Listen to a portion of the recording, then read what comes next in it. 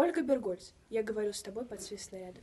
Я говорю с тобой под свист снарядов, угрюмым заревом озарена. Я говорю с тобой из Ленинграда, страна моя, печальная страна. Кронштадтский злой неукротимый ветер в мое лицо закинутое бьет.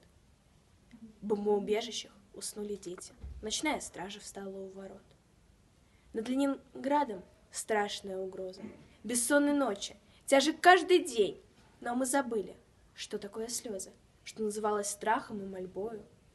Я говорю, нас, граждан Ленинграда, не поколеблет грохот канонад. И если завтра будут баррикады, мы не покинем наших баррикад. И женщины с бойцами встанут рядом, и дети нам патроны подадут, и над всеми нами зацветут старинные знамена Петрограда. Руками сжав обугленное сердце, такое обещание даю. Я, горожанка, мать красноармейца, погибшего под стрельнею в бою, мы будем драться с беззаветной силой. Мы одолеем бешеных зверей. Мы победим, клянусь тебе, Россия, от имени российских матерей.